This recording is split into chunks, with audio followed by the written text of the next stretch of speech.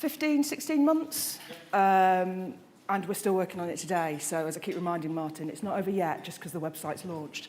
So I'll do just a bit of an overview around SMRS and kind of the journey we've been on, and then we'll go into the case study. So we'll dive into the case study as soon as we possibly can. Yes, I knew which button to press. I was told not to press one, and I had a moment of doubt. So who is SMRS? Very briefly, we're an employer marketing business. So we've been around for 20 years, and we work with all kinds of brands across all different sectors. These are just a few of them. So as you can see, we've not got two clients that are alike, really, all with very different challenges. So every day really is different. So for us, this is how we define an employer brand. Put simply, this is what people think and feel about an employer as a place to work. So that can be an internal view from your colleagues, or this can be a view that people external from the business project on you from what they know. So this is just, on the next slide, we've got a few stats around what people actually want from an employer. So obviously before there was a lot of talk about job descriptions and writing good ad copy, which after all these years in the industry is still something that I love to see first time from a client that shows me their ads that are perfectly written. But in terms of what employees are looking for and what people are looking for from employers, this is what the latest research is showing. So actually, culture and values is really, really important, and that over and above salary. I think we'll all agree these days we spend an awful lot of time at work. We have fun, we enjoy it, but that's because we all subscribe to the culture and values of our organisation. Leadership and that clear direction is also really important. And interestingly, comp and bends comes quite low down. So yes, it's important, but in terms of those things that are kind of really driving decisions, it's more and more around culture and values, so which makes employer branding really important. So because the culture and the values are so important, for us it's really important to start with those business leaders. They cast very, very long shadows in the organisations for which we work, regardless of the size of the organisation. And it's not only important to have them on board from a key stakeholder group because they can derail a project really, really easily after months of work, but it's also really important so that we have clarity around purpose. So understanding the vision, mission, purpose and values, so your strategic narrative, is really, really important. And then being able to tell the story around that, around culture, is increasingly so. So the engagement with senior leaders is really, really key, and something that we spent a lot of time on with Balfour. The next group of people who are really important to us are your people. Arguably, they are the most important people. They are they're the biggest audience, the people that work for you. There are a lot more of them than there are leaders, but we need that strategic vision from the leaders. But involving your people for us is really key, because this is where we get the richness. For us, it's really important that EVP and employer brand strikes that balance between authenticity and aspiration. So it needs to deliver messages that will allow the business to progress and move forward, but it also needs to feel authentic to those people who already work for you and have done for years. There we go. So these are just a few stats around the importance of brand ambassadors and involving people within the process. I'm not going to read them all out. We can all read in the room. I think the one for me at the bottom around content shared by employees receives 8 times more engagement, and that people trust what your people say much more than what your CEO says. So I think everybody today really is a marketeer. Everybody has that power. We've all got the smartphones with all of the different apps at our fingertips. We can all make stories about brands, and I think it's really important that by involving people and having them become brand ambassadors for you, that they can really help embed, both internally and externally, the work that you do around your EVP and employer brand. Just going to touch on really briefly the process that we go through. It's not rocket science, it's quite a simple process, but I just think it gives a bit of a structure to people who are potentially looking at working by themselves and looking at this from an internal perspective. So we have a 6-step process. We have several 6-step processes, but this is the one that we use for employer brand. The stages look all to be equally as important as the next. That's not true. I think for me, talk and dig are probably the two most important stages. So talk is where we do exactly that. We talk to the key stakeholders of the project, we talk to project leads, but importantly, we also talk to the senior leadership team in this session too, to really understand what the challenges are and what are the changes that we want to see, where are the shifts that we need to make, what are the issues. Are you in a market where it's a scarce skills market? Are you in a market where quality is an issue for you? So this is where we really understand what it is we're trying to achieve. And that's where we look to set KPIs and where we establish, exactly what the plan needs to be. Dig is where we engage your people. So we spend a lot of time understanding businesses, understanding the people, what motivates them to work there. And this is people from right across the business, because whilst it's not one size fits all, what we develop needs to be adaptable to all of the different audiences that are both internally and externally. So develop, this is where we shape the EVP. So we take all of that research and we do what I've just said, which is develop the EVP. Express tends to be the bit where people get really, really excited, because this is where you see a lot of things: research, it's focus groups, it's surveys, it's reporting. Develop is time spent in a room developing things, but express is where it really gets brought to life through words and pictures predominantly. And then share, and this is why I always tell Martin that he may think he's got rid of me and the project's finished. It's really just beginning, because this share piece is really, really important, and there's no real kind of time limit. To embed an EVP properly in an employer brand, it takes time. There are a lot of touch points for these things, so it really does need a plan, and it really does need the right time and the right structure developing. And then tune is how we measure and monitor success. So this is what I was saying before about share. So share and beyond attraction. So when we first started talking to Balfour, we were engaged by the head of resourcing. So we're very firmly in the attraction space. What we realised, and what she realised very early on, is that she couldn't kind of lead this crusade by herself as the head of resourcing, because this needs to span the whole of the talent life cycle. So that with the EVP at its core, the employer brand, and then the engagement of the people that sit and own these different segments of the employer life cycle was really, really important. And what we found was that actually there was a heck of a lot of stuff going on in every single segment. Everybody had their projects list, everybody was doing things differently. So there was no common thread, there was no real story, a narrative arc that went through the whole of the life cycle. So that's what the EVP and the employer brand is now allowing Balfour to do. So I'm going to pass over to Martin, who will talk you through some of the case study. Thanks, Mandy. So just to give you, I suppose, a little bit of information, my role in Balfour Beatty up to this point was operational, so I was a resourcing partner looking after about 50% of Balfour Beatty's recruitment activity. I've now moved into a role where I look after the employer brand across the whole business. So big learning curve for me to get to this point, that's for sure.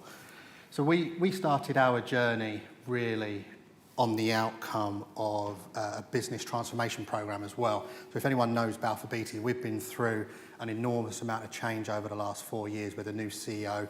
We came from profit warnings and we're now in a much better place. And because of that stabilisation and because of the way the business came together and was restructured, it really put us in a place where it felt right to look at developing an EVP across the whole business. And when you say it in a sentence, that sounds really easy, but we are a very complicated organisation, and we have, we can have 2, 3, 4 variations of one job within one part of our business, and we have 6 or 7 parts of our business. So we could have 10 or 12 different variations of a sub-agent or a section engineer. So when you start thinking about how you build a brand and an EVP that works for one organisation, for us, it really was quite complicated. So about us, we are the largest infrastructure group in the UK. We've got 15,000 employees. We operate in a number of different sectors, including transport, energy, social infrastructure, rail, power, utilities. And although we are very well known as a brand, people only tend to know the part of Balfour Beatty that's relevant to them. So if someone works in a rail industry, they'll probably only know Balfour Beatty as rail, or if they work in housing, build, that kind of thing, then they'll only know our social infrastructure part of the business. So again, it was really important that we had the messaging coming through that worked across all of that. And just because people knew our projects, that helped us. You know, we work on very iconic projects. We work on Thames Tideway Tunnel, Crossrail. We did the foundations for the Shard building. We have various coastal defence programmes, Heathrow Terminal 2, and we did the Olympic Stadium transformation. And for anyone that doesn't know, we also built Cinderella's Castle in Disneyland. Now, all of those projects sit across very different sectors, and they offer very different things, but the one thing they all have in common is the legacy that they leave behind for the communities and the reasons why they're built.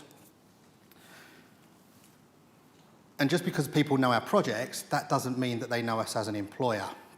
We are a very, very strong corporate brand, but that doesn't work for recruitment attraction, as most of the people in this room will know. You know, just because we've got a strong corporate marketing team, that doesn't really offer us anything to go to market in terms of attraction. Our careers site was nothing more than a page on that corporate site, so it was built for investors, it wasn't built for candidates. Experience was awful, it was clunky. I think at one point we had a 14-page step application process. It was really, really bad. So doing the work to develop the EVP made us realise how strong we were as a business because of our people. So everything that we'd done was built around our people through the proposition and into the brand.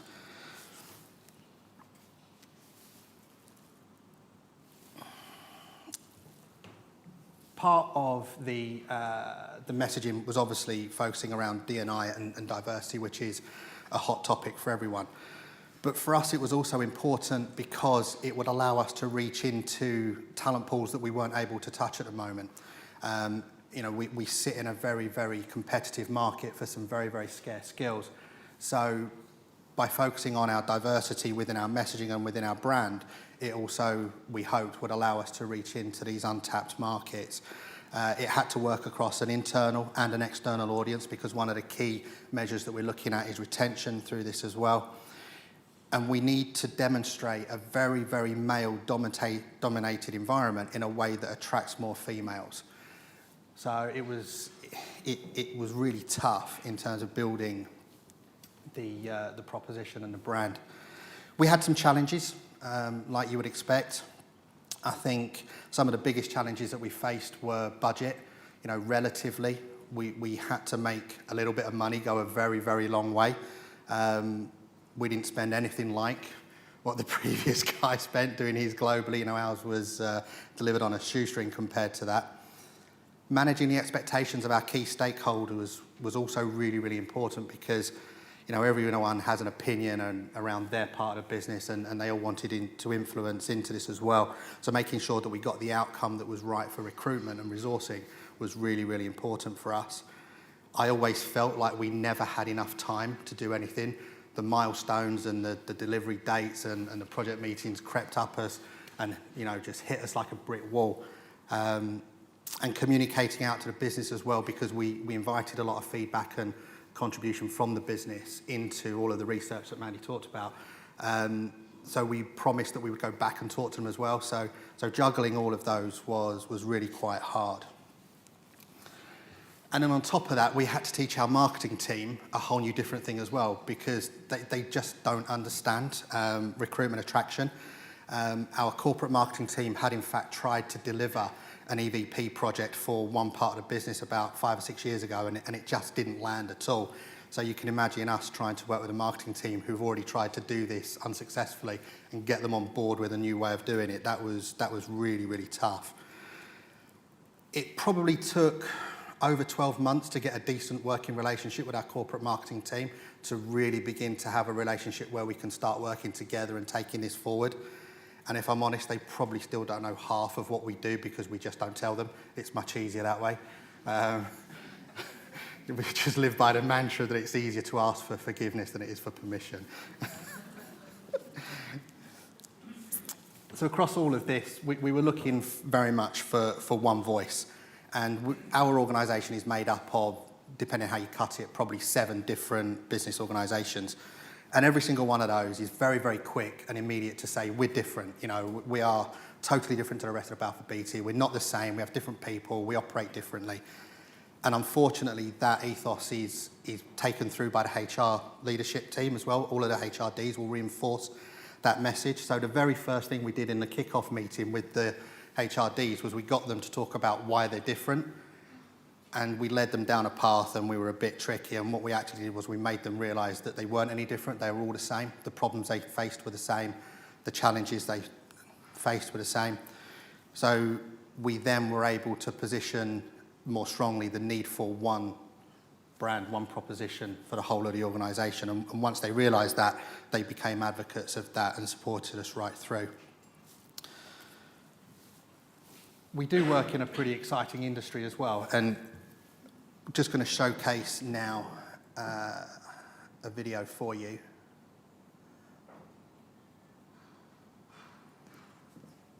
So this is a video that was produced by our corporate marketing team, and this is the kind of thing that we do have to be able to share already.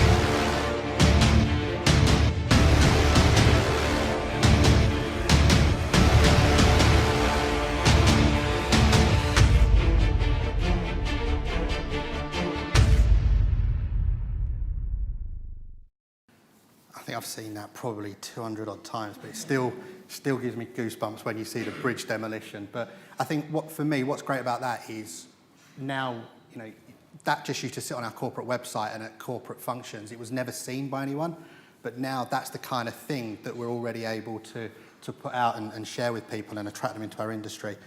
So I'm just going to pass you back to Mandy now. Thank you. All right, I hope this works. Okay, so first and foremost, I'd just like to say I have never recommended, nor have I condoned Martin seeking forgiveness and not permission from corporate marketing. Just need that on record in public. It was not my idea. This is just a little bit of a snapshot about the research that we did. So, you know, a large proportion of the people that we were talking to were engineers in some way, shape or form. They love facts. So we needed to make sure that we built the employer brand on really, really solid foundations. We have thought long and hard about those puns as well. So the staff survey was really important to us because we needed to cross a broad section of people. These people are out on projects, they're project costed. Pulling them into a focus group is really, really hard. So we had to try and find different ways to engage with people. We had just over 1,000 responses, which is more than I think that we said it was going to be sent to. So that was quite a good return on the results there. We also went out to candidates to understand what they think of Balfour Beatty. Now, they were in process at various different stages, so obviously one could argue that would change their perception. But we were able to see who was at what stage, and it was just quite interesting to get a different lens and to understand how their perception of Balfour had changed from application through the engagement through the process. We also got some really good feedback on the process as well. We went out to agencies too, because let's face it, we're in a tight skills market. Balfour work with agencies and they deal with candidates and lots of other businesses. So it was really important for us to understand what they thought of Balfour and also to hear what they hear about Balfour too. We did a lot of desk research as well, and we looked at competitors. So we looked at them in terms of what their offer is, how they position themselves, so that we could look to do something a little bit different for Balfour. Back to one of my original points around senior stakeholder engagement. This is actually in the wrong order. The HR leadership workshop was the first thing we did once we decided that we were going to do the project, and that was really, really important. So as Martin alluded to, Balfour's actually made up of several different businesses, so each of those has their MD and has their HRD. So it was really important that we got all of those different HRDs on board and bought into the idea of one Balfour and one voice. And having those stakeholders with us from the beginning was really, really important because they were such big advocates of the project. We also did 16 leadership interviews, including Leo Quinn, who's the CEO, and that was a real coup getting Leo involved. He's a great guy, he speaks a lot, and he has taken the employer brand to the States, and he now waxes lyrical about how important an articulated EVP and employer brand is to the business, which is fantastic. We did 18 job family sessions as well, so we segmented the research by the various different job families so that we could go back to it in the future and look for nuances when we're looking to develop specific campaigns for various different parts of the business. So it was really important that we had that clear segmentation from the beginning to allow us to do so. From there, we built the brand. So this is the model that we use. So in the develop stage, the develop stage that I talked about earlier, what we actually do first of all is we look at attributes. So these are our building blocks, and what these do is they allow us flexibility to dial up and dial down certain messages depending on who we're talking to, where around that talent life cycle they are with us as well, so that we can be really, really tailored. It means that we've got flexibility within the brand, so that we can cover the various different audiences, because just internally, as Martin said, the different types of people that we're talking to is vast. We've got people who work in offices and people who work out on site. They're very, very different types of people with very kind of different requirements. From there, we write the proposition, so the elevator pitch, which had remarkably few amends made to it. But that's because it's based on really robust research. And then above all of this sits the big idea, and this is the first thing that we do when we move into the express stage. So the big idea for Balfour was challenging. Because of the different types of people that we're talking to. We've got the engineering population, we've got project managers, project directors, we've got commercial people, but then we've got all of the different departments that every business has. HR, marketing, finance, legal, estates management. We've got all of those people too. So we couldn't say build, because not everybody builds. So it was really tricky to find something. So in the end, we went with shape everything, which I forgot that I got this slide. So these are the attributes. So underneath each of these attributes, they give us a little paragraph which kind of describes what this means, and all of this is really rooted in the research. So I think somebody asked in the previous presentation, is it confusing to have brand pillars and values, and are the values the brand pillars, etc. Balfour have 3 values, which we looked at as part of the employer brand, but what they lacked was the so what. What's in it for me, either as an employee or as a candidate. So what these attributes do is they give us that story and that narrative around the so what, and we can tailor them messages specifically to different audiences. So as I said before, all of these shaped up to shape everything, which is the big idea, and we've got a video now which I'm going to show you. So we did this video last August when we were pitching the creative for the first time. And the first time we did the video, we used stock photography, stock imagery, because we had to. We were preparing it for a pitch, essentially.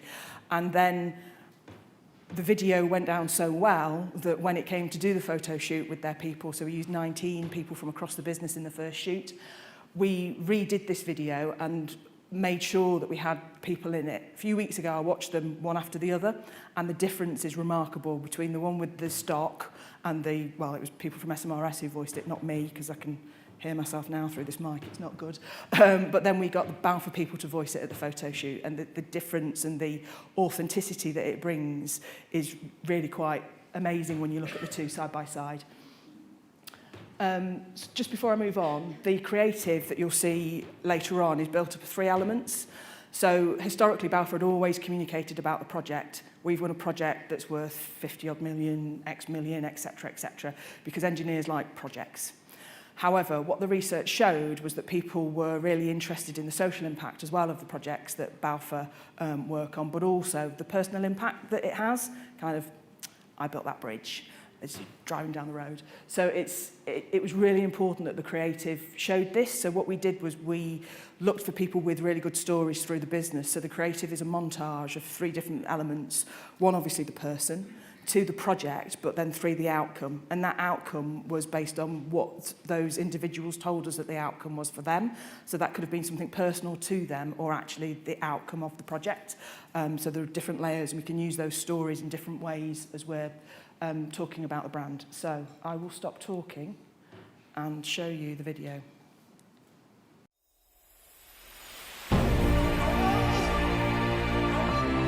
You are the heart of modern life. And daily living. You shape the world of work and play.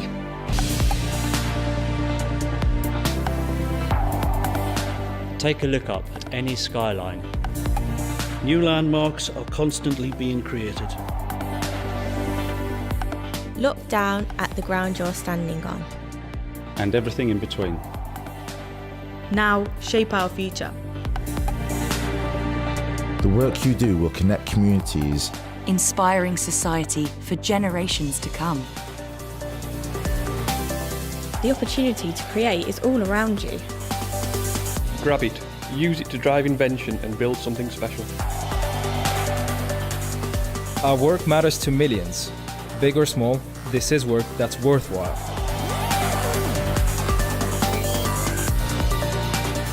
We'll help you forge your career path. Our size and scope mean that you'll never stop growing. You'll be among caring colleagues. A supportive and honest culture where all kinds of people with all kinds of skills are welcomed.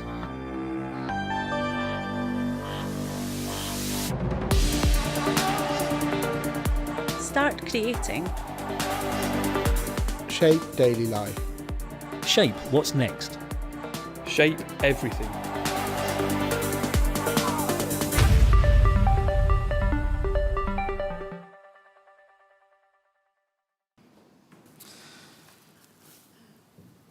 So now I'm just going to give you a few examples of how the brand has been brought to life and where it's being used.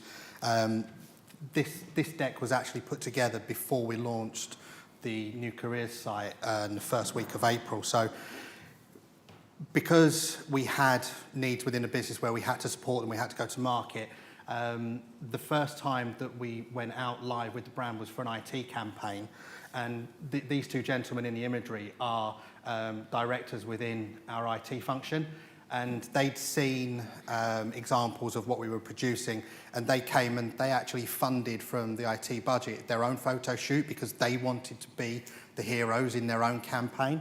And this really went viral on LinkedIn because what happened was it became this whole story, loads of banter between the heroes and previous people that they'd worked with, who'd moved on social media. And I think the feedback that we got from one of them was that it gave them their best ever pipeline of candidates that they'd seen. So for us, that was a massive win and a massive case study before we'd even launched the careers site. We launched the new apprentice campaign earlier this year under the new brand as well. And it's a shame we don't have some before and afters, really, isn't it? Because then you would see how different the new stuff is to the old stuff that we worked with. The careers site, I think, has been a bit of a flagship for us. We held back on launching anything to do with the brand until the site was live. And I think I suggested earlier that the previous careers site was really clunky and cold, and it was just awful from an experience perspective. And what the new site has allowed us to do is to serve the relevant content to the relevant people, relevant audience based on their job families they sit in. So if you land on our career site now and you are a project manager, we can very easily lead you within 2 clicks straight onto a page that shows you what life is like as a project manager in certain parts of Balfour Beatty, and then serve you every project management role that we have across the organisation. Whereas on the old site, if you typed in project management, you might get lucky with the results.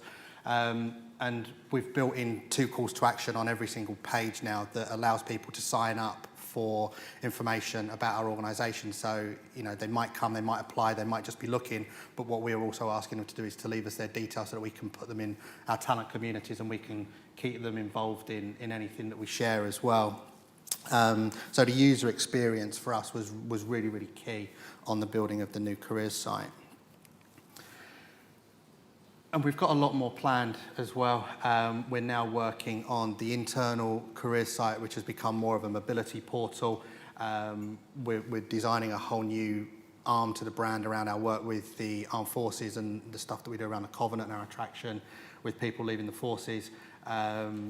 Diversity is big as well, and we've got an entire content management strategy just for the resourcing function, where I think we ended up with 31, was it, videos that were produced through the photo shoot, where we've got everything from 10, 12-second stings right through to 2 or 3 minutes worth of videos around career development from our employees.